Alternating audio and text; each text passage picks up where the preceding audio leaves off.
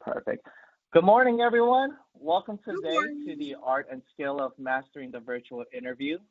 This is a KIPP through College department, and shout out to our KIPP talent and recruitment here who will be assisting us today. So we got a lot of different presentations today from a variety of different people who you will get a chance to get to know in just a little bit. If you have any questions during this presentation, feel free to drop it into the chat system as well. We have our staff working behind the scenes, so any questions that you have, we will definitely address that for you all. So buckle in, get ready, get comfortable, and we're going to get this started. So Amanda, go ahead and hit the next slide. Perfect. So who are we, right? Who's the team here that's going to be presenting today? So what's going to happen is I'm going to start. Staff, if you can say your name, your role, and a fun fact about you. So I will start. So my name is Anthony Kwok. I'm one of the college transition specialists here with the KIPP through College team. I work directly with KIPP Sunnyside High School, and I specialize in persistence and retention. Fun fact about me is in college, I was able to eat 45 wings in one sitting, and my other two friends ate about 50. So we totaled out 100 something wings that day at the cafeteria. So that's my fun fact, and I'm gonna pass it off to Mr. Jesse Hendricks. Thanks, Kwok. Hello, everybody. I'm Jesse Hendricks. Most of you on here, I think I've met at one point or another. So nice to see everyone here. I'm the Director of College Persistence for the KTC team, and work with all of the lovely folks here on this call and all the different initiatives and ways that we support KIPPsters and alumni post-secondary, whether that be college or any other post-secondary plan. So happy to be here. My fun fact is in my adult life, I got like pretty heavy into snowboarding and wakeboarding, which is really interesting being down here in Texas now because there's not much snowboarding that I can do. But it's something that I got into like really late in life, but I really enjoy it, like skiing on top of water or snow. It's a fun thing to me. So fun fact. But I grew up in Seattle, so whenever I get back up there, I have some opportunity to get back up to the mountains and do some snowboarding. And I guess I'll kick it over to Claire. Hi, good afternoon, guys. This is Claire Kasuian. I think I know most of the folks who are logged on, but also hello to the alums who are going to be watching this after we record this.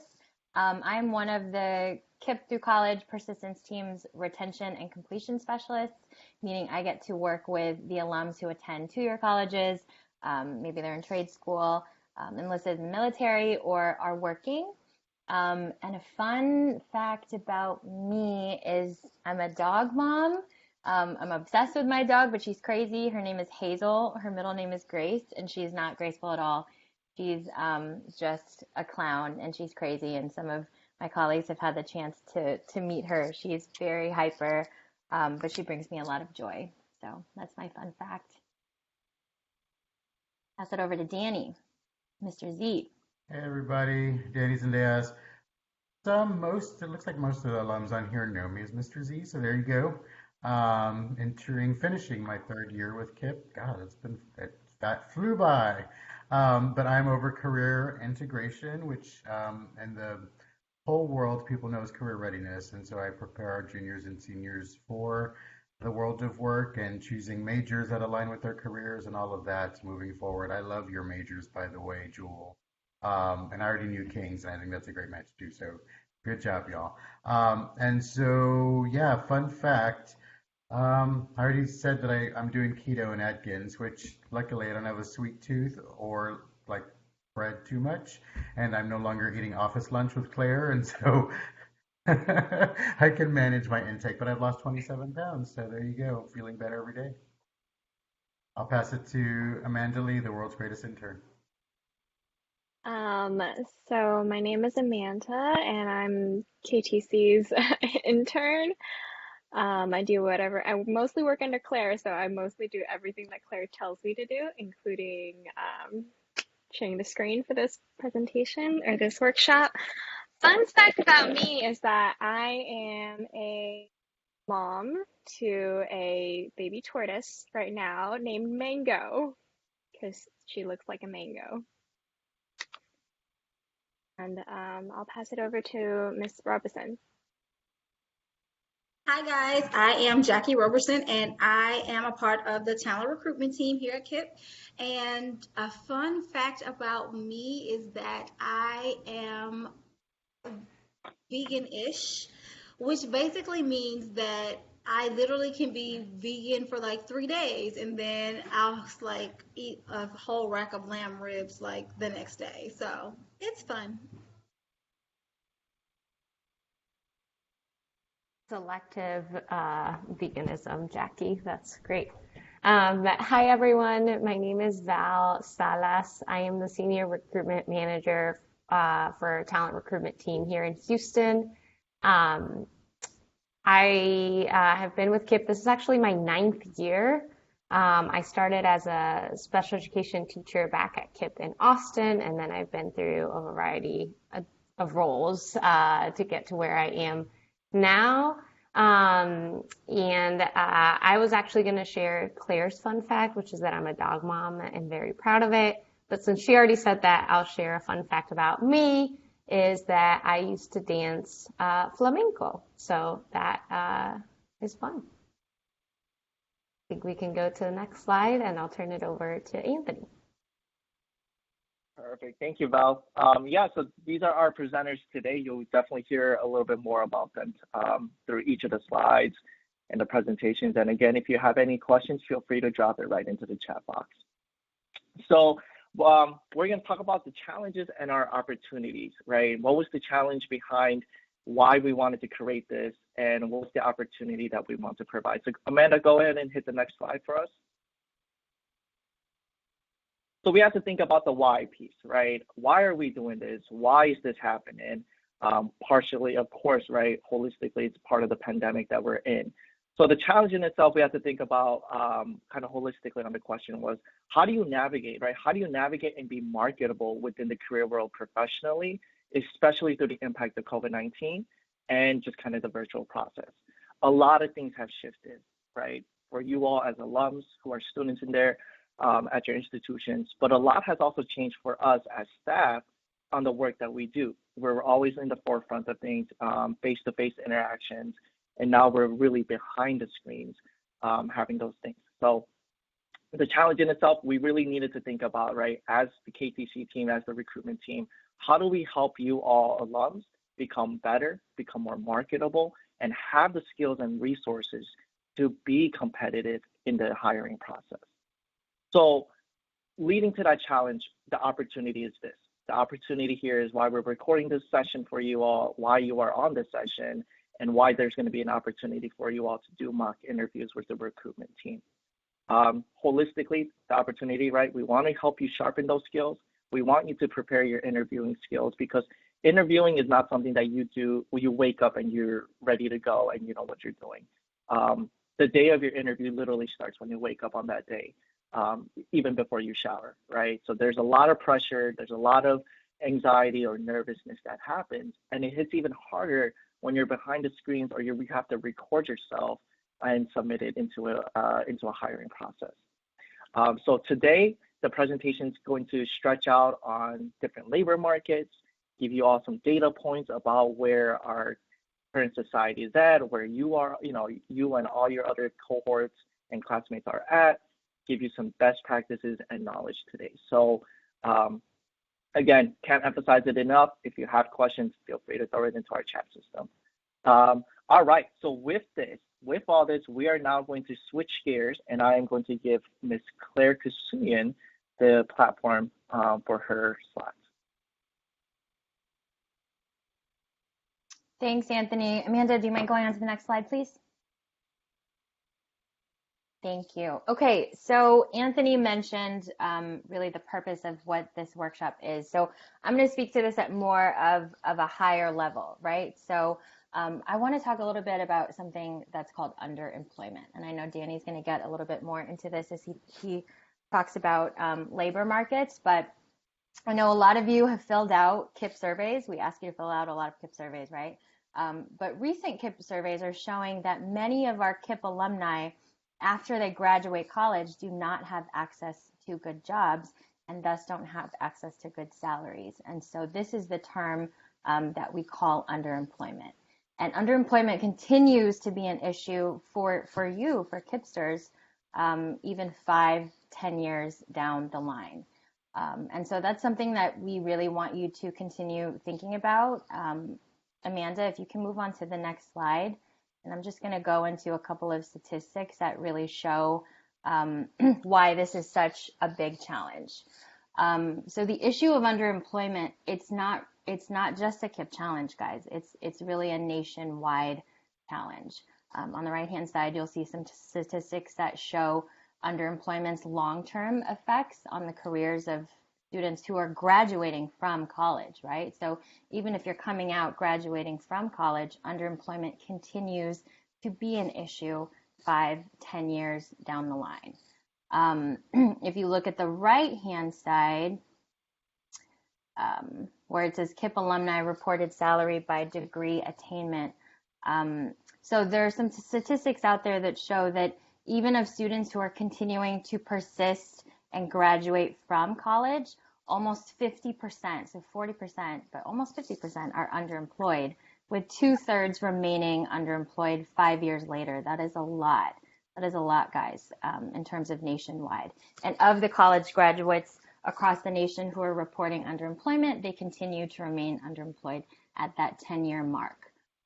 So if you take a look at these statistics, even many of our college graduates are appearing to be underemployed.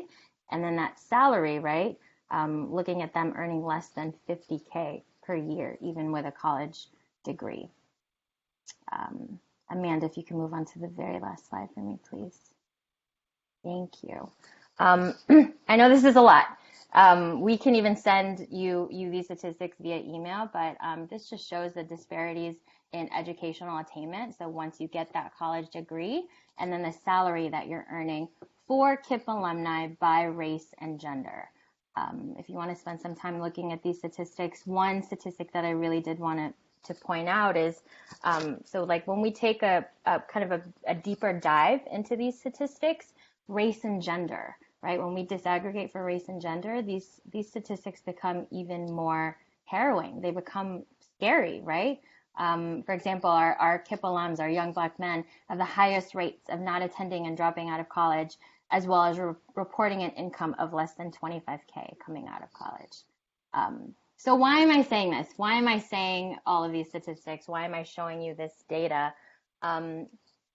It's not often enough, right, to just earn a college degree. It's important to really think ahead as to how to make yourself marketable and competitive in the workplace. Even if you continue to persist through college, if you're not working on attaining those skills, those underemployment rates can pertain directly to you. So that comes to the next slide, Amanda. So how do we tackle underemployment? If you were a part of the GYO program, shout out to Nana, shout out to King, we talked about this a lot, right? We talked about the importance of building resources, building opportunities, so finding those summer internships, finding career relevant opportunities, building those networks, right? So seeking out mentors, seeking out people who can give you the expertise and the advice, but also building those skills. And so that is why you're here. Anthony mentioned it. It's not even just about mastering the art of the interview. It's about mastering the art of the virtual interview. We are living in a new world now with the onset of COVID-19, but even before that, the virtual interview was something that was coming about. And so it's really incredibly important for you to continue learning how to build these specific skills. So I'm really happy that you all are here today to be able to learn them. And I'll pass it off to Dan. Thank you. Perfect. Yeah, thank you, Claire. No, thank you so much. I think that's super, super relevant to emphasize, right, the underemployment value of it. And I think it's it definitely stands out when it follows you through that 5 to 10 year mark. So again, if you all want the data and stuff, we are happy to send it to you after the workshop. We're going to dive into our next slide, the labor market insight. Amanda, go ahead and hit the next slide for us. Perfect. So I'm going to introduce Mr. Z to the platform, right, for him to speak about the labor market insights. Hey everybody, it is Mr. Zendejas or Mr. Z. I'm so happy to be here, and I see so many of students I've been able to work with personally, and this year that's such kind of pain point for me because I am meeting the class of 2022 virtually, and so it's different, right? So I miss y'all. I hope you're all doing well, yeah. Good thoughts for all of you. Reach out whenever. So let's get into this. My part today is going to be to update us on the context of where we are mid-pandemic. I twitch when people say post-COVID because I believe we're still in it. And so I want us to be very aware of the economic context. And those of y'all that have had a chance to work with me know I'll always tell you directly what the facts are and how I think it applies to you. And so I plan to do that now. And as you age up into college age alumni and eventually entering the labor market, I think that need for reality is that much more important. So some of these facts and figures I'm going to show you aren't wonderful, but the good news is if you use this information wisely, which just seeing those of y'all that are on the call, being here is already a good step, you're going to get ahead of some of these things that are happening and about to happen. So if we can go to the next slide, Amanda. All right, so let's talk about, Claire was talking about underemployment. I'm going to talk about unemployment and what it looked like when COVID hit, right, officially looking at March. Lots of numbers, they're very blurry and small on my screen, and I don't know if that's because I'm old or because they're blurry and small. So there you go. I like this graph though, because even without seeing the numbers, you can see that for each group is a different educational level. The first 3 months of the year, January, February, March, were pretty low relatively. That's how much unemployment we had. COVID hits in March. We track unemployment retroactively. So really getting the numbers a month later, we look at April, and that's when our spike happens. People start getting laid off and furloughed. That's who's counted in this group, right? And then slowly over time, there's a recovery. But what I want y'all to notice is the last two groups on the right of your screen, the yellow and green, are those students with an associate's and those people with an associate's and bachelor's degree currently didn't have as hard of a hit. Across the board, 4 times as many people, regardless of demographic, became unemployed. However, you'll notice associate's, bachelor's degree, even during better times, were more employed than those other groups, right? But then we all had a spike. However, if you'll notice, the unemployment rate for bachelor's degrees, the green, was floating around 2%, right? Good unemployment is going to be about 4 to 5%. Texas usually directs what they say is, as Houston goes, Texas goes, as the nation goes in the labor market economics world. We used to say it all the time because we have mostly all the major industries, big cohorts of those people. So what happens here in our microcosm affects what happens in the state and affects what happens in the nation. So in Houston, we generally float around 4 to 6%. We generally do pretty good on unemployment. And I say good again, relatively. It's not good to be unemployed, but our numbers are lower. The national rate for bachelors was much lower than that. That's why we really encourage y'all to persist toward completion, right? But then look, they spike up to almost or more than 4 times the amount, 8.5%, but that's already dwindling. And then the recovery for those with bachelor's degrees is happening a little bit faster. And I'm not going to get into that rate either. If you want to know, I'll be happy to explain it to you. You know, you can send me an email or a text. So the good news is, the more education you have, while it'll impact you when we have a systemic event like this, your recovery is generally going to happen faster. All right, we can go to the next slide. Again, lots of words and lines and colors on this, but what I want you to notice are the top two lines.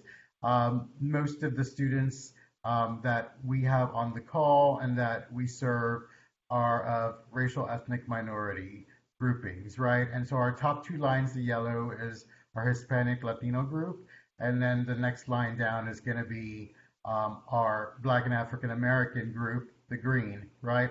What this graph shows is of each population, how much of that population has had some sort of economic loss during COVID-19. And you'll notice those two groups are at the top. The average for all groups is right at about 50%. If you notice the bottom line, which is our white demographic, only about 40 to 45% of people have lost some income. But our Latinos, it's up to 65% and rising. If you look at the trend over time from week 7 to week 12, which is about a month old, about 65% of people in that grouping have lost income. About 55% for people that are Black or African American. So that's huge. The reason I mention this is because it goes to Claire's graphs that talk about the racial and ethnic and gender disparities that happen. This is amplified when we have a systemic event like this, and it's shown here as well.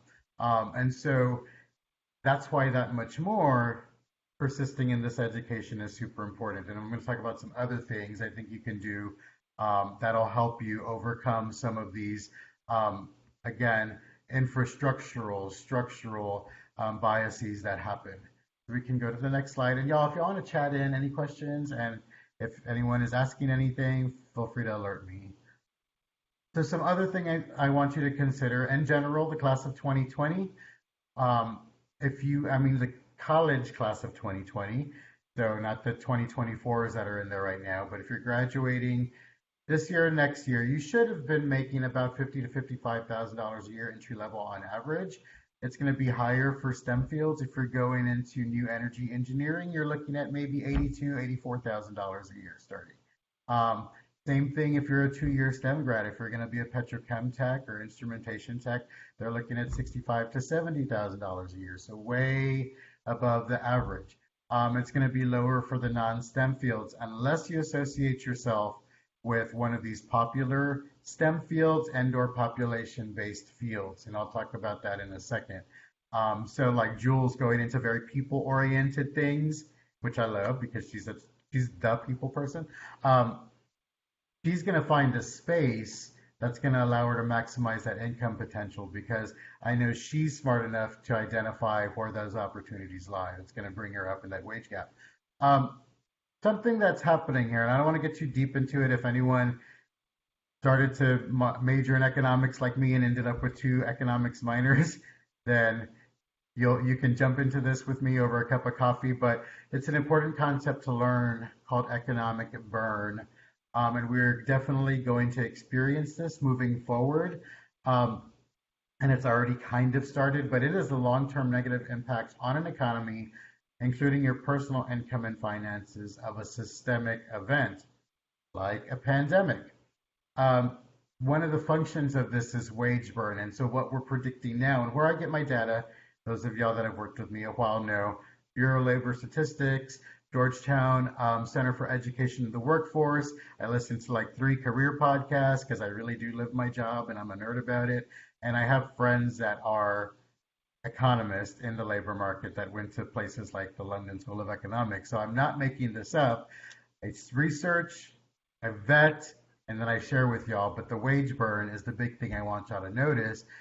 We're going to have about a negative 10 to 25% impact on wages across mostly all industries and occupations versus the available qualified candidate pool. So that 50 to 55 number near college grads are going to expect is going to go down, depending on their occupation, potentially to 45 to 50, as low as 38 to 41, which is huge. And so in terms of like your economic planning, it's something to look forward to, but there's a way to fight that as well. one of the big functions that I want y'all to realize is sometimes our college grads go in and they're like, I want this job and I expect this much. You're jumping into a market which already has people that are qualified, experienced, and put behind them a lot of that specialized knowledge that you don't yet have just having been in college. And I say just in college, but being in the industry, being in your occupation definitely makes you a more valuable candidate for a lot of people. Um, that said, because all these people are unemployed from the previous slides, and then everyone else that's working underemployed right now, when the market starts to recover, as it starts to recover, those people are going to be in the candidate pool with you. And they're going to be willing to work at a lower rate of pay to get back into the type of work they want to do. All right. And so you're going to have to do something to challenge their experience and knowledge because they're going to be going for your same salary in a lot of cases, right? We're going to have now the match to underemployment are overqualified candidates, right? So the more underemployment and unemployment we have, the more overqualified candidates we have. And we see this all the time as we are doing our own searches for people. As Jesse and Claire, we've done interviews with people that are way too qualified for the type of work that we're doing. This is going to become even more relevant. And I'm saying that, and we have recruiting team members on this. I've done recruiting before, and I've knock in, knock out, and I've seen the PhDs come in for a college counseling position, and I'm like, wow, okay. And so that's just going to happen more and more, y'all. And so there are ways to fight it. So let's go on to the last slide. Watching my time, I'm going to give myself about a minute more, y'all. So what does it mean for you? Things to do that all of y'all on here are already doing, right? You did it in high school, continue to do it in college. Amplify your degree with demonstrated leadership. Are you in a club? Are you doing some sort of volunteer work? Whatever it is, even if they're social organizations. I was in a fraternity in college, God help me. And I pursued leadership in that. It actually helped me get my first job. And so any type of leadership, right, as long as you manage your academics, is good. Work-based learning, a lot of y'all have done internships with me, which is phenomenal. I love it, King. And then additional credentials, right? I love those of y'all that are double majoring or major with minor. If there's an opportunity to find a related minor to your major and it takes a couple more classes, you plan it out well, do it. Do it. Anything that's going to amplify what you're doing in that major is going to help. Look for current and forward-thinking relevant skills. One thing that older demographics aren't as quick to obtain are things related to technology. Like I'm super technology resistant. Like I have to get myself in the right space to adapt, acquire that knowledge, but I do it out of necessity. Y'all love this technology, learn it, learn how to use it for your career, right?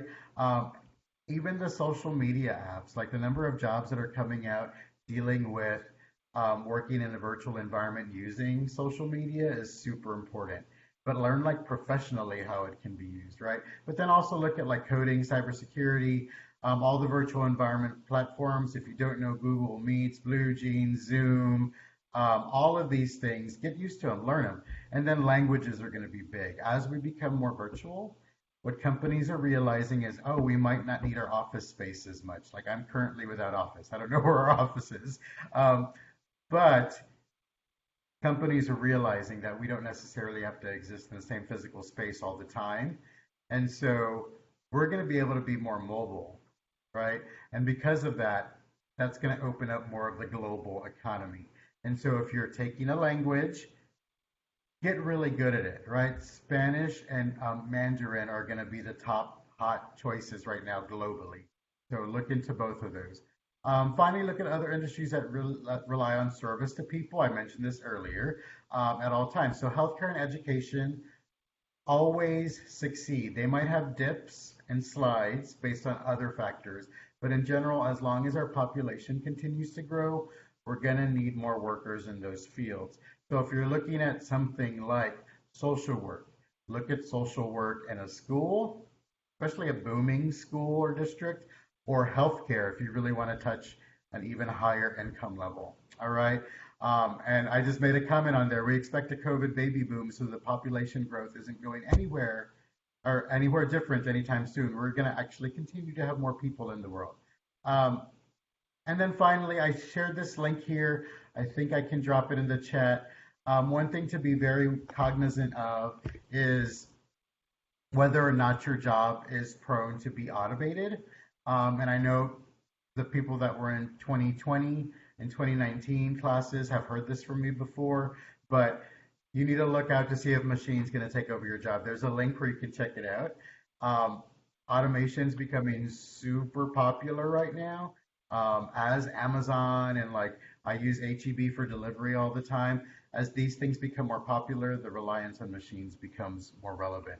So if you can find a job that brings you adjacent to those, maybe you control the scheduling of things that deals with automation versus doing that job that automated job does, you'll become more and more relevant. So I'm going to stop there. I don't know if we have any questions. I didn't look. I saw lots going on in the chat.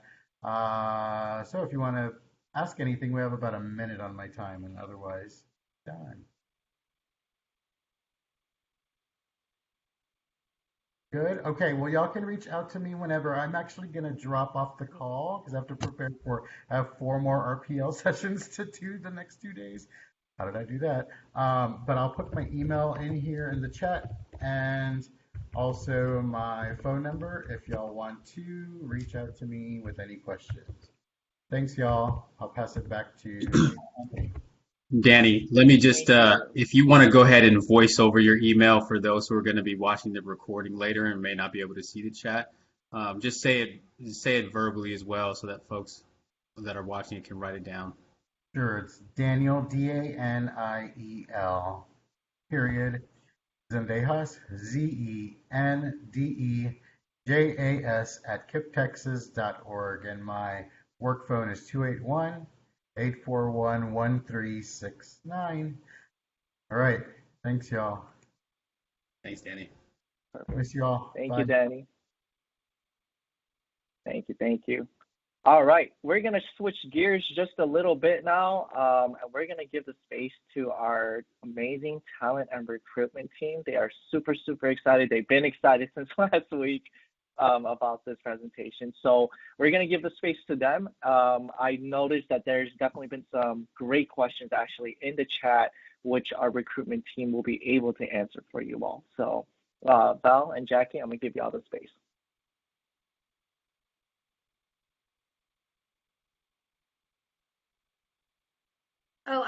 Can you guys just go ahead and go to the next slide? That's what I was waiting on. Sorry.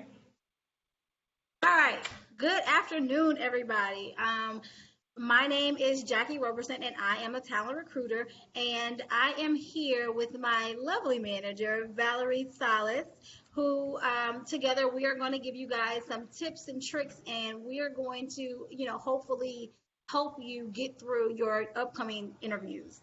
So at this point, we're assuming that, you stood out amongst everybody. Your resume went through all the different channels and all the different algorithms to end up with a recruiter. They're looking at it and they want to actually highlight you and bring you in order to actually go through the interview process.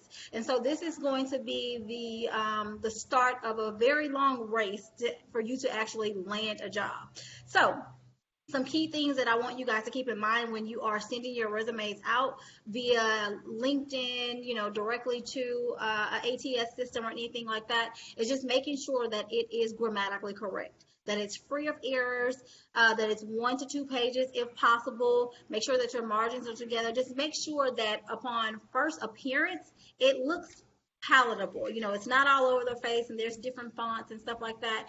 And then being specific with your responsibilities and highlight any and all of your achievements. Val and myself will be available to you guys to look over your resumes if you need them, or if you want to run some things by us. So our emails are in this slide, so feel free to email us and just give us some time to get back with you. All right. And so, Val, did you want to say hi or anything? Hi, excited to be here. Yeah, we are today focusing on virtual interview tips. So again, we're making the assumption you already went through all these steps.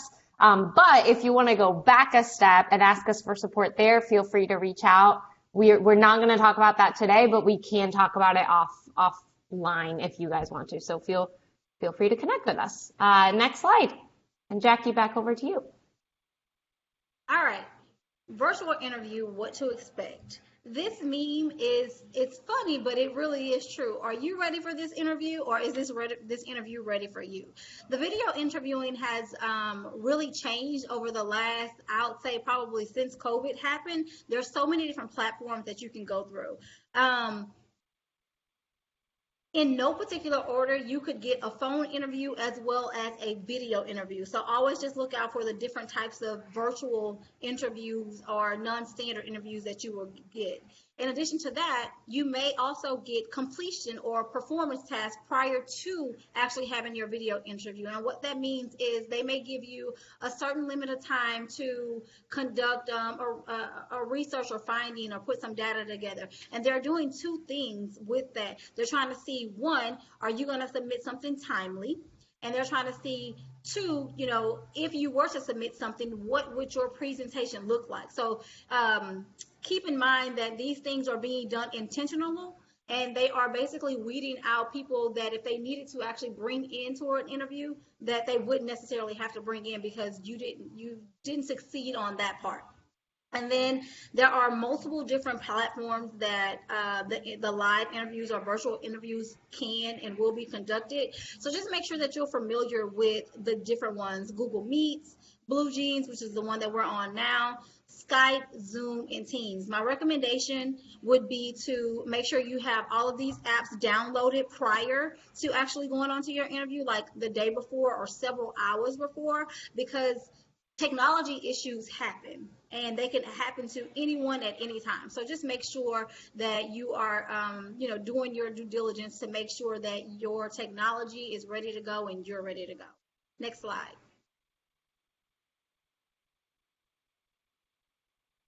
All right. Thanks, Jackie. So one thing I want to name, and this is actually a tip and trick that we're sharing with you, is I have multiple screens set up, and my dog is also running around somewhere. So if he barks, I apologize in advance. I share that because you should also feel empowered to share this information when you're interviewing. If you have a son or a daughter or a dog that might bark, or there's situations happening, like we're all in this boat together. So I want to name that in case you see me shifting between monitors. That's what I'm doing. And right now I want to dig into video interviews through applications. I think that's been a big question mark in everyone's head. And this specifically is around those video interviews that you do with a machine, right? So you're not interacting with anyone. It's really just a question that is prompted, and then, you have to record yourself answering. One thing I want to start with, I know it's awkward. It's so weird to talk to a camera and not getting any feedback at all from other folks. So just name that. Say, we know this is awkward, and recruiters on the other side are reviewing them and know that this is awkward for people. But nevertheless, you should present yourself confidently. You should pretend like you're actually talking to someone. I think the most important thing here is that you are reading all of the instructions, right? Because some applications work differently than others. Some applications like VidCruiter might give you the opportunity to do a do-over, tells you how many times you can re-record if you do have do-overs, how much practice time you have before you have to click start recording. So really reading all of the instructions, even when you're using VidCruiter, if you use that one the first time, maybe the second time the recruiters have edited it to be different. So please make sure to read so you know what to expect. There's usually a start recording button. Don't click on it until you're ready to answer, and I'll share a couple of tips up next. Obviously, technology, like Jackie mentioned, make sure it's ready, and then logistical preparations, we're going to go through that in just a few minutes. Amanda, if you want to go to the next slide. On how to prepare. So again, importance of reading all the instructions. Number one, you do that, you know what to expect.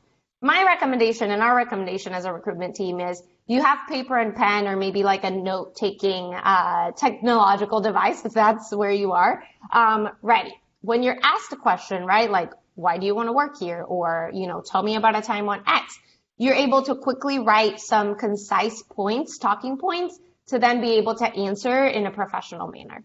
If you have time before you need to start recording, briefly practice like off camera so that it sounds more natural. And then you shouldn't be filling in with small talk. If you have 4 minutes to answer the question, but you answered it in 3, just end recording and move on. We do not like to see small talk filling in just to finish up the time. And then soon we're going to be sharing some interview preparation tips to get ready as well for these kinds of interviews. So that is coming up next. Amanda, next slide. I'm actually going to transition it back to Jackie now. We're kind of trying to balance this like science and art, right? Although interviews don't have a specific formula, if you do prepare yourself and if you check the boxes, some of the boxes that we're going to share with you, then you can complement that with the art of being yourself and being confident to be able to really master these interviews. So Jackie, I'll turn it back over to you. All right, guys. Amanda, if you can go to the next slide, please. All right, logistical preparations. Logistical preparations are going to be very important, and preparation is key to you nailing your virtual interview. We can't stress it enough that you definitely need to test your technology. We keep reiterating this because things happen. Val and I literally were on a call earlier today and my internet crashed. So you have to make sure that your internet is together, your tablet is charged up, your phone is charged up, whatever it is that you're using, make sure that you've tested the technology so 2 minutes before you're not late to the call because you don't know which platform you're using. Set the scene and minimize distractions. So what this means is, making sure that your background is clean, or saying up front, hey, I have small children, or I have a dog, and these, you may hear a bark or you may hear a cry, but you have my undivided attention. And likewise, like me, if you can't find a good corner in your space, then change your background. I literally left a space that I thought was a safe space, and now with all the noise that I hear around me, it wasn't a good choice. So make sure that you think wisely about the spaces that you're going to be in. Having paper and notebook ready so you can take notes is very important, because you may the interviewer may say something that you want to touch back on, and instead of interrupting them, then you need to just write it down and then be able to go back to them when you need it. Having your cheat sheet ready. What does this mean? This means that you have possibly the job description and or a little post-it note or something with some key points that you want to hit when it's time for you to talk about, why me? What do I know about this company? What do I bring to this? What would I bring to this team? Things like that. And so, like we've said before, we're all in the same boat. So don't be afraid to say, this may happen, or excuse me, because we all know that everyone is working from home and things happen. Have water handy. Claire just took a sip. She took a really nice, cute sip, and she didn't chug a whole bottle of water. So make sure that while you're talking and you get parched, that you're able to just take a small sip of water and just keep going, because the last thing that we want to do is to have you be remembered because you went on this coughing spell and then had to just close the application altogether.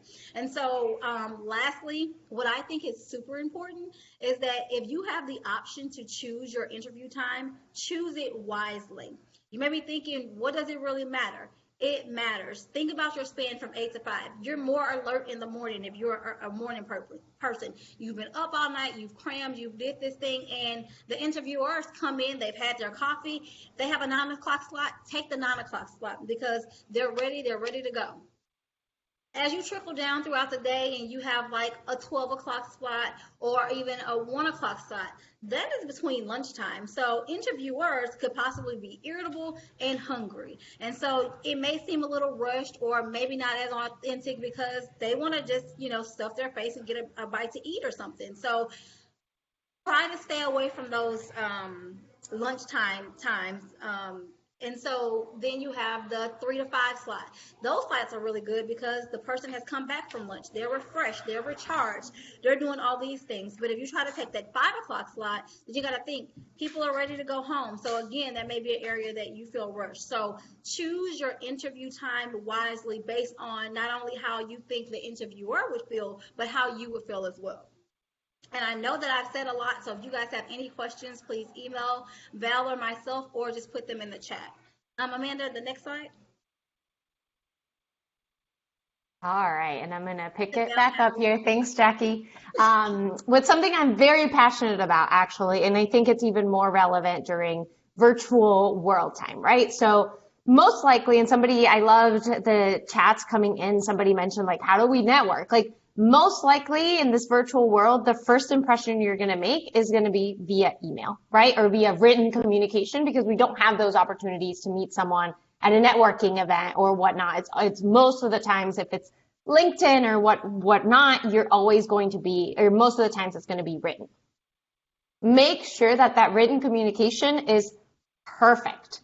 One thing to say is you should respond to all of the emails from recruiters or the hiring team, even if it's just to acknowledge receipt and you're aware of what's happening. If they say, hey, I'm confirming your phone interview for next Monday at 10 a.m., you should respond to that and say, thank you, I've acknowledged this, I will be ready at 10 a.m., have a great day, or whatever you want to say, but make sure that you're responding to seem professional and prepared, and so recruiters know that you're ready.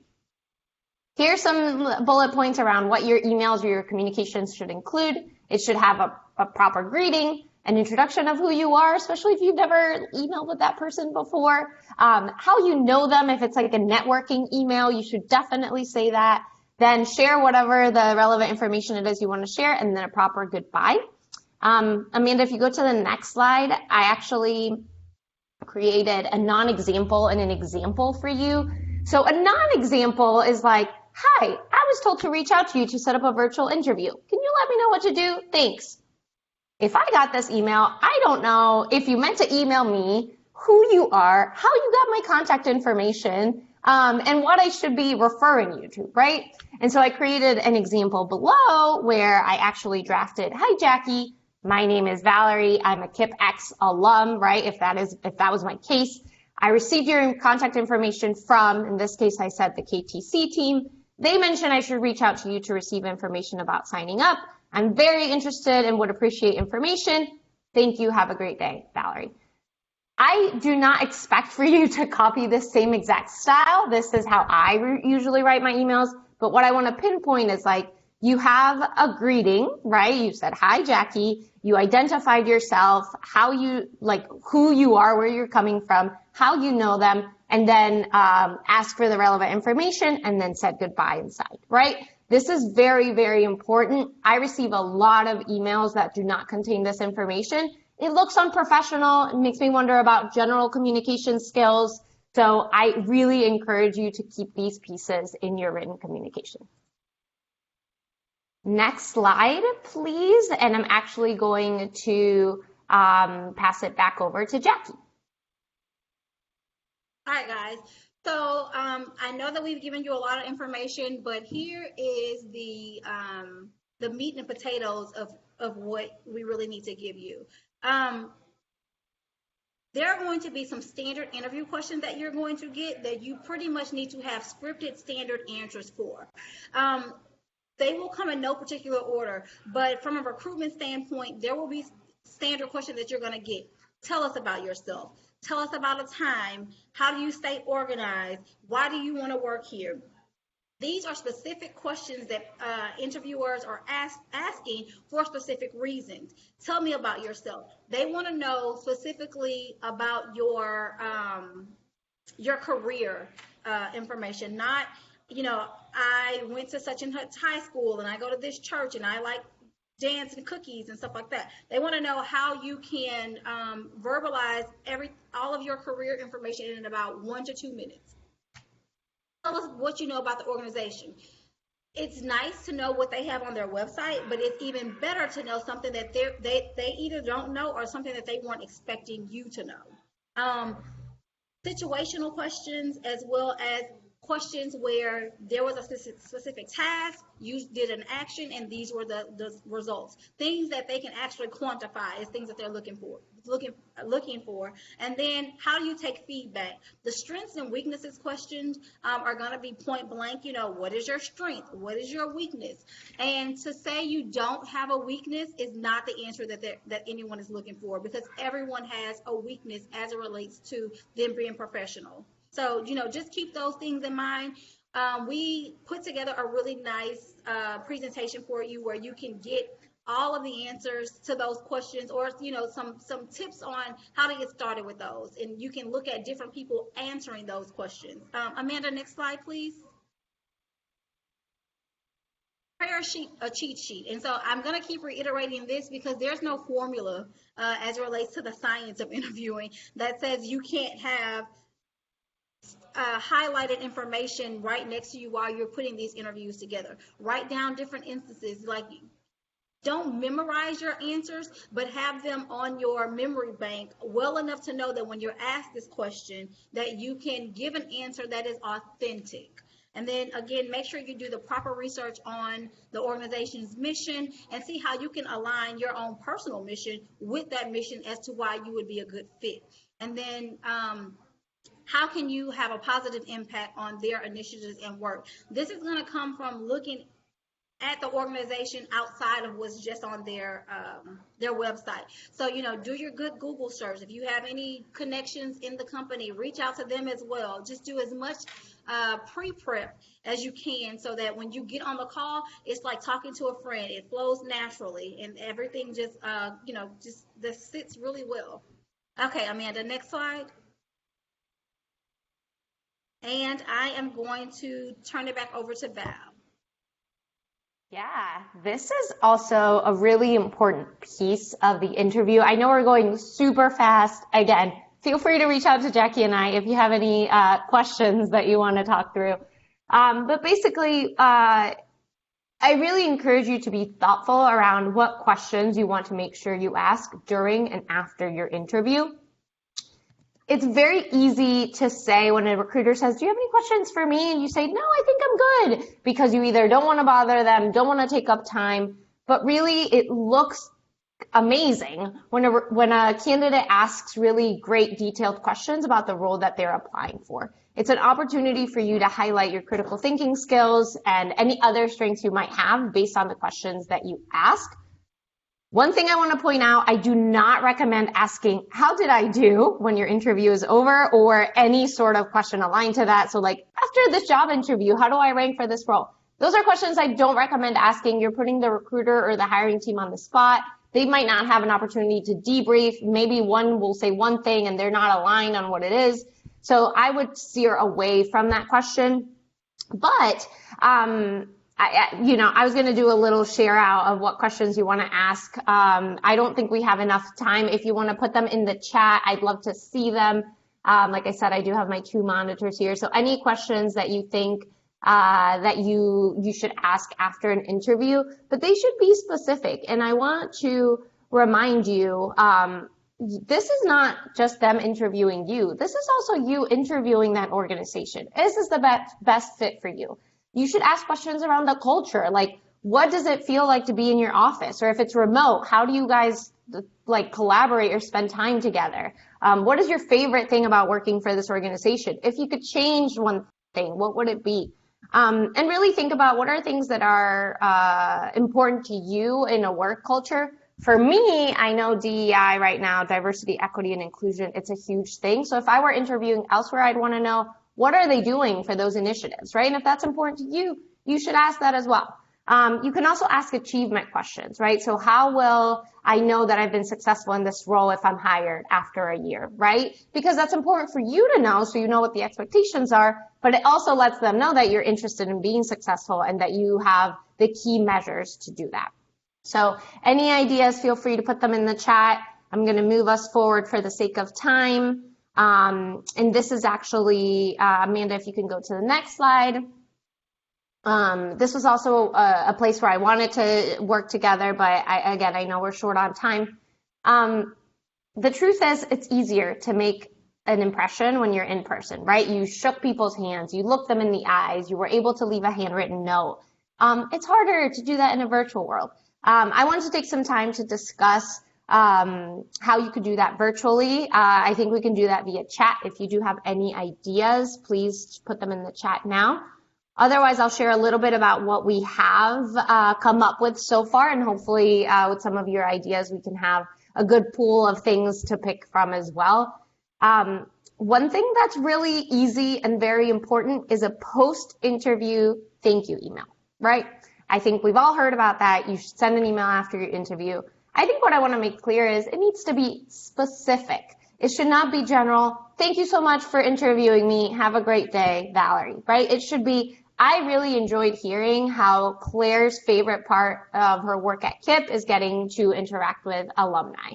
I loved how, Jesse's impact on the organization has been XYZ, right? So being really specific, which means taking notes during your interviews, specifically knowing that you're going to reshare that information back to them when you write an email. It lets me know you've been listening, you're interested, you care. Another idea, you could do a handwritten thank you note if you know where to mail it to and if you think it will get there quickly enough for them to receive it. Another way to make an impression is to appear confident. Some places do role plays during interviews. I know those are super hard, but as recruiters, we also know those are hard for you. What we're looking for is that you're willing to jump in and be confident in that process, even if you're just trying your hardest, right? So that's another way to stand out. Again, can't stress this enough. You have to do your research. A way to stand out is when you say, here's how I want to impact this organization because I know that you're working on these initiatives and I'm passionate about this and here are the skills that align to that. Val. So, yeah, go ahead. We have a question in the chat. I know we're super short on time, but maybe you and Jack can just take 30 seconds to answer the question. Nana has a question here that says, in reference to the tell me about yourself question, he's experienced that some people don't really like hearing about work and school life that he's done, but more taking an interest in like his personal life. And so he asks, what do you recommend talking about as sort of like a safe option regarding insight to his personal life over his qualifications? Yeah, that's a great question. I think one, again, highlighting the importance of research. If you have learned a lot about the organization, you can get a taste for, where they're more people-driven or more work-driven, and so you kind of orient yourself to how you'll answer that. I think it's, again, a science and an art. It's a combination of both things. You've done your research, so you know what to highlight. If I'm applying for a recruiter role, I want to share more information and insight around my experiences as a recruiter, probably more so than my experiences as a teacher. And so that's important to know as well, depending on the job description. But I think that you should start with the professional pieces and then end maybe with a fun, personal twist in there. So you could share, here are my experiences that are relevant to this job and this job description, and then end with saying and on a personal note, I'm a dog mom of Clutch. He's a year old and a little bit crazy, but I love him. Or, I'm very passionate about volunteering on the weekends or whatever it is that you can add kind of like your own flair and personality. And then you can always ask a question saying, hey, after you've shared your professional experiences, say, if you'd like to hear more about my personal life and how my, personality might fit with the culture, I'm happy to share about that as well. So great question. Again, I think it's why it's important that you do your research, look at the job description, kind of get a sense of what the organization is looking for so that you can tailor your answer to what that is. Awesome. With that being said, I hope I answered your question. If not, again, I'm willing to chat afterwards. I will pass it back over to Jackie to wrap us up with some interview and resources we actually have to share with you. Okay, guys. So the information that I'm going to cover right now is just super repetitive. Amanda, if you could go to the last slide for me. All right. Here's some ways that you can physically practice for your interview. Like, physically practice is getting in front of the mirror and practicing what you're going to say. Going over interview standard questions and practicing what you're going to say. Having a friend ask you questions and practicing what you're going to say. You need to sit in front of the computer and, make sure that how your background is going to look is what it's going to look like when you are getting ready to do that interview, and practice what you're going to say. The reason why that I keep reiterating that you need to practice is because honestly, talking is a skill, and it's more difficult when you're talking to somebody and you can't get a feel for their body language, or they don't know yours, or that you're super nervous because you're on a screen and you don't really know if you're frozen or what you look like. But the most important way to physically practice for your next interview is to actually practice interviewing, practice talking. Just talk, talk, talk, talk, talk. If you know that you're going to have an interview in a few days and you want to nail the top 5 questions, record yourself, listen to them, and just in the car, talk to yourself. Okay, Jackie, thank you for coming in. So tell me about yourself. Well, I have a background in human resources, and I love this and I love that, but it's just going to take you to practice and get comfortable. Again, we're not saying memorize anything, but know exactly what you're talking about. You know what you know, and you don't know what you don't know. Make sure that you don't oversell and underperform. All right, Amanda, next slide. All right, and so here's a link that is going to go out to you guys with about 22 questions, like standard questions that you're going to get asked at some time in your interviewing career. And so what I want you to take from everything that we've said is that you need to build a relationship with your interviewer and or your recruiter. Make sure that you are abreast with your interview etiquette, timeless, showing up on time, thank you notes, making sure that everything is grammatically correct, and sending a follow-up email. And then another thing, you can lead with either, but I preference that you lead with your experience, because some of you may not have the education right now, or vice versa. You may have the education, but you don't have the experience. So lead with what is more leverageable. And then leverage your transferable skills. What does that mean? You've always worked in retail. However, you now want to go into an office and become somebody's assistant. Talk about how your time in retail with customer service and making sure that everyone was taken care of and everybody left feeling like you handled something for them is why you should be hired as that administrative assistant, because you pay attention to detail. You make sure that the customer is always right. And you make sure that everybody leaves with a solution, because you're solution driven to problems. So it's just leveraging those skills, transferring them to what you need them to be, and then walking out having someone think, you know what, I'm going to give this person a shot. So again, we know that this all went extremely fast, so we are available to you guys to answer any question that you have. Please email us. I believe that is our last slide, so Jesse, I'll give it over to you. Thank you for that, Jackie, and thank you for everyone just here who was a part of this, and hopefully you all got some really good things that you were able to take out of this. I'm going to let Kwok officially close us out, and before I go there, for those of you who are on and those of you who are watching, we are going to have, there are going to be 2 opportunities here. One is Val and Jackie mentioned that they're going to be available to take resumes. So whatever shape your resume is in right now, they will take your resume and do a resume review session with you and help you really tailor and fine tune your resume to get it in really tip-top shape. Some of you have done resume reviews with folks with KTC, and so you have I've seen some of your resumes and they're pretty decent, but it never hurts to get it in front of another set of eyes to continue to fine tune it over time. So that's option number 1, is a resume review. Number 2 is mock interviews. And so Val and Jackie and other folks on the talent recruitment team are actually going to be conducting live mock interviews in November. And I'm going to give my email address. If you're interested in doing a mock interview, we'll set the whole thing up. You'll get all the information if you are interested in doing it. The interview will last about an hour, maybe 30 minutes, about 30 minutes of an interview. And then there'll be feedback and Q&A at the very end of it. And we're also going to record the interview and send it to you so that you can review it and reflect on sort of how what your experience was that with over time and how you might incorporate the feedback that's given to you. So let me give you my email now so that you can jot it down. It's Jesse, Jesse, .Hendricks, HENDRIX, @KIPPtexas.org.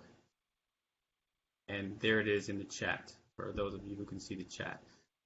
So reach out to me if you are interested in signing up. Drop me a line. Use Val's example that she gave you. There's a way to implement some feedback right there. And let me know if you're interested, and then we'll shoot some information out to you so you can get signed up. And with that, Kwok, I'll turn it over to you to close us out. Perfect. Thank you, Jesse. Thank you. Yes, just along to what Jesse said, you can absolutely email him. Alums, your KTC counselors as well. So feel free to reach out to them as well, and we will definitely get you looped back in. If by any chance, as you see this video, or you're on this live session today and there's something that you forgot, feel free to email your KTC counselors. So before I fully close out, I know that we went over a little bit on time, but Amanda, can you go ahead and hit the next slide? So you all heard voices from us nonstop today for the last couple hours. But we want to give you all the voice to go off mute and ask us if you have any questions. I know that Jackie said that we did move a little bit fast today. Of course, this is recorded and stuff, but feel free to ask if you haven't. I'm going to give you the space, actually. Let me rephrase. I'll give you the space for maybe the next 30 seconds or so to go off mute and ask any sort of questions you have.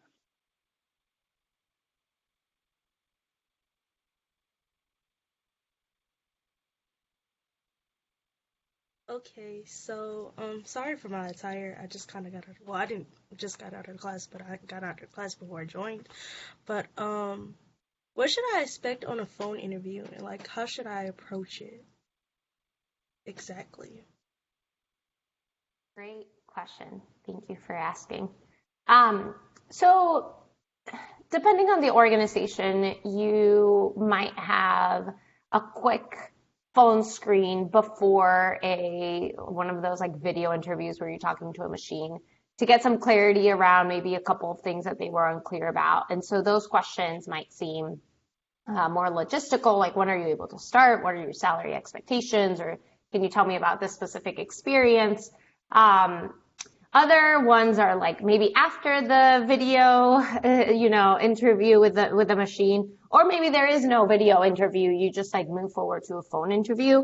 I think a lot of the things you can expect are the questions that we shared before, which are essentially, tell me about yourself, right? Like about your experiences and about like who you are and what brought you to this place. Why are you interested in working with us?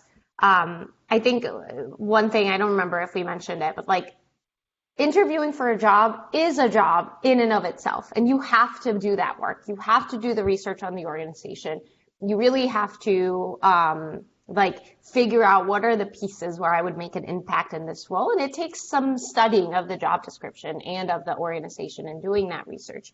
And so like Jackie mentioned, we're going to share that document with the resources. It's like YouTube videos and such where you can see. I would expect if it's like a formal phone interview, that you would have some of those situational questions. Tell me about a time when X. So I would prepare in a very similar way that I would prepare for an in-person interview. I guess the difference is you don't have to dress professionally. You don't have to be in like a nice background or a clean, organized space. There's a little bit more flexibility there. But again, I would name like, I'm in my car, or I am, in my house with my dog, whatever it is, so the person knows, what to expect on your end. Okay. Yeah, good question, Val. I want to follow up with that too. Something that helps, I think, the difference between a virtual interview versus a phone interview. Through the phone, as Val said, you can't really, you don't see the person. It's all about tone. So making sure that your tone is there. Something that I recommend that I've done even during my undergrad years, if it was a phone interview, is that I would type out or write out potential situational questions and how I would answer them. So if it was about like, tell me about your strengths, then how would I phrase that? And I would type it down and write it down. Mind you, I would not read it if they did ask me that question over the phone, but it gives you the platform and the context to create that narrative a little bit better than thinking off from the top of your head, staring maybe at the wall or being nervous about it. So, writing it out and typing it out, it depends on just who you are, can go such a long way. And again, they might not ask that situational question, but it's better to have that ready because you never know. They might ask a different question and you can still use that same answer maybe that you wrote to apply to that. So prior to it, as Val said, research the person, have your questions ready. I always just had a Google Doc open with multiple layers of questions and potential answers that I can answer, right, based on what they asked. Leading to that, Val and Jackie, I do want to ask you all a question that you can provide to the alums. We talked a lot about individual interviews, right? We talked about this virtual aspect of one-on-one interviews. What are some tips and strategies or best practices when it goes to group interviews, especially on a virtual format? Similar companies like Posse, right? When you got like 80 plus people on there virtually interviewing. So if you can definitely take some time and share that out to us, that would be awesome.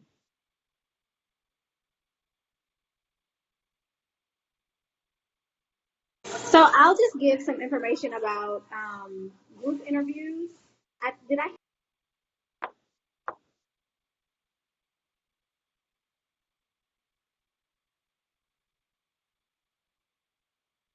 Can y'all hear Jackie or no?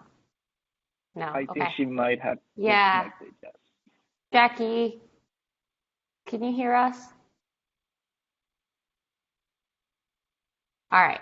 Well, I think we lost her for a second, so I can take this question. I will acknowledge in transparency with you guys, I don't have experience with these group interviews. We don't really do that at KIPP, and in my experience as a recruiter, that's not a way of interview that we've employed. I think, like, again, in the like ideas to stand out virtually that we talked about in one of our other slides is just like preparation, right? And I would say if you can't send handwritten notes, then send like an email following up and having something that like people can remember you by, right? So whether that's like being incredibly prepared, right? And you mentioned how your skills aligned. This feels all very repetitive. And to be honest, it's because it is. It's because like preparation and research and knowledge of the organization and having your answers ready is key.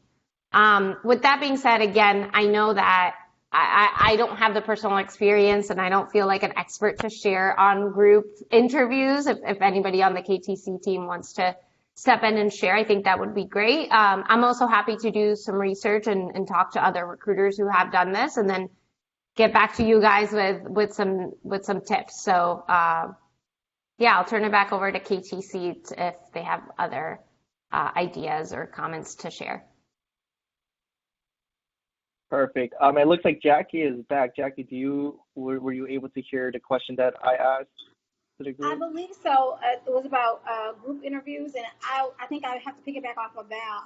I don't have a lot of experience with group interviews, but what I will say from an interviewer and an interviewee perspective is to acknowledge that you're going to have multiple people looking for multiple things. So you're gonna it's just like the good cop, bad cop thing. You're gonna get someone who's gonna, be perceived as, they really like you, that, you're answering all the right questions, you're hitting all the right buttons, as well as you're gonna get someone who is gonna seem like no matter what you say, you can't get through to them. So just acknowledge that everyone is going to have a different personality. They're all looking for different things, and that when they come back together after your interview, they're all going to give a pitch for why they think that you should be chosen or not. So it's just tricky with group interviews, but just be prepared to have the different personalities. For sure, for sure. No, thank you, thank you. Yeah, and then I know as Val and Jackie, you passed it off to us. Um, Jesse, Claire, if you all want to just chime in, maybe about any strategies or things that you might have been, have done in group interviewing. Yeah, feel free to go off mute.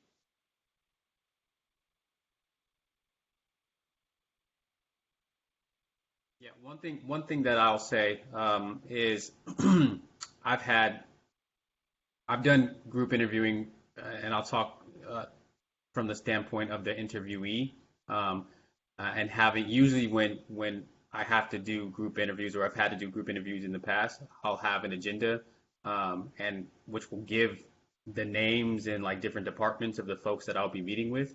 And so I actually do a little bit of research ahead of time. So we talked about doing your homework and doing your research.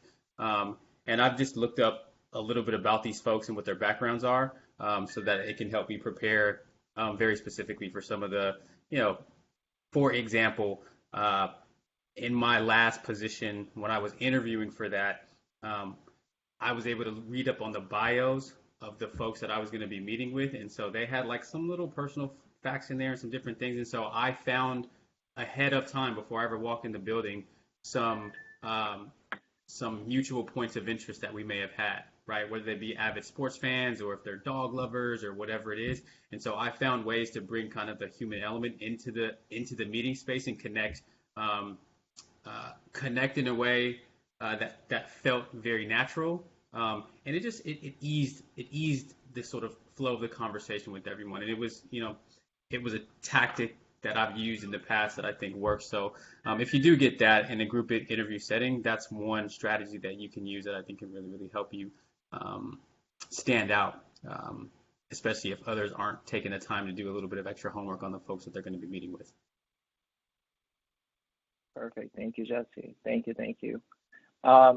Yeah, I think just buffering to that, I've been in some group interviews. Virtually, I have not, right? But in person, I have. But I think just holistically, even if you're on that virtual, always remember no one to step in and no one to step out.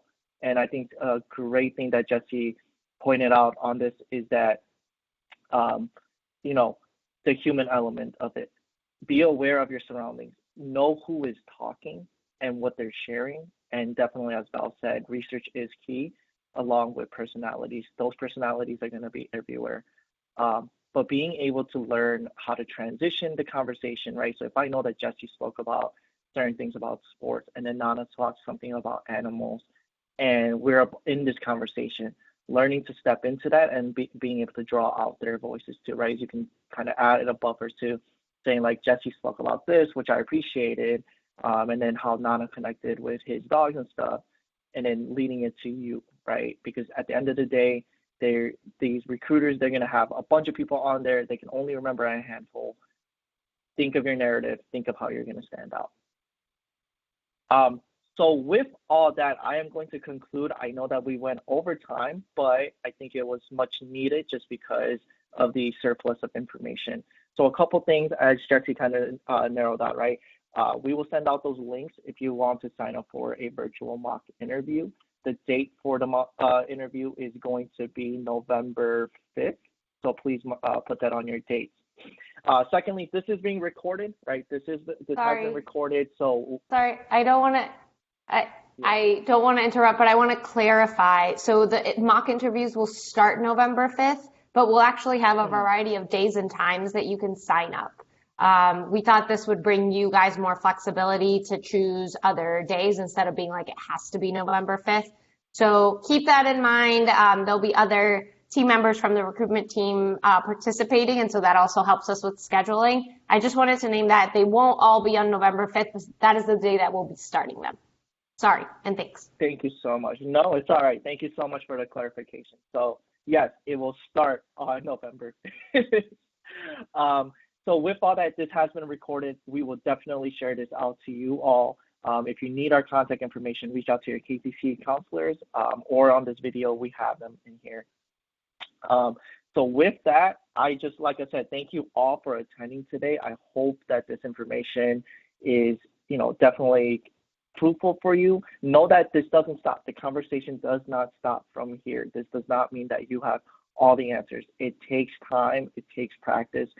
All of our KTC folks here and the recruitment side, we can tell you personally that we made it to where we are today, not because we woke up and we're like, yeah, we know how to interview, but we practiced and we practiced, and you're going to have those bumps on the road where they're just going to say no to you. And you know what? You can't doubt about that. You move on to the next one. If you're a sports guy, I'll use a sports analogy. When in basketball, you take that shot, you miss it, you don't think about that during the whole game. You think about the next shot that you're going to make, right? Same thing with baseball, right? And life is like that. So when you get like a bite, meaning that a recruiter or someone's ready to interview you, take it as a win, whether it's a yes or no, because that it just meant that you stood out compared to everybody else that applied in that stack of papers. So with that, Jesse, I'm just going to bring it right back to you if you want to share any last words before we stop the recording and we get up, end the call. No, I'm good. I just appreciate, it was great connecting with everyone on the call today, or on our presentation today, and look forward to connecting with you all that are here now or that will be watching this, and hopefully connecting through either a resume review or a mock interview in the future. So looking forward to this and more of these types of skill building types of presentations that we have planned for you all in the future. So thank you. Perfect. Bye. All right, Thank y'all, you. stay safe out there. Thank you again. Thanks. Bye, everyone. Bye.